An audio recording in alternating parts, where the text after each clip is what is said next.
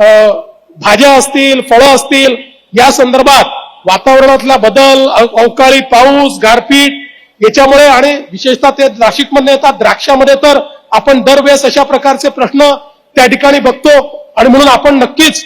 माननीय केंद्रीय मंत्री महोदयांसोबत देखील चर्चा करू आणि केंद्र सरकार आणि राज्य सरकार मिळून क्रॉप कव्हरच्या संदर्भात जर आपल्याला एखादी स्कीम आणता आली जी आपला मनोदय आहे तर नक्की त्या संदर्भातला विचार आपण करू, जेणेकरून आमच्या शेतकऱ्यांना मोठ्या प्रमाणात आपल्याला प्रोटेक्शन देता येईल. मी पुन्हा एकदा आपल्या सगळ्यांचं अतिशय मनपूर्वक अभिनंदन करतो.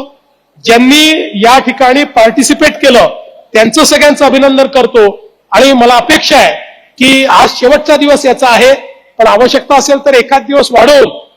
आसपासच्या सगळ्या शेतकऱ्यांना बोलवून त्यांना देखील दाखवलं पाहिजे शेती क्षेत्रातले बदल खरं त्यांच्या कामाचे आहेत. त्यामुळे त्यांना जर आपण हे दाखवलं तर निश्चितपणे त्याचा मोठा फायदा होईल. मी पुन्हा एकदा सर्व विजेत्यांचं अभिनंदन करतो, सर्व सहभागी जे आहेत त्यांचंही अभिनंदन करतो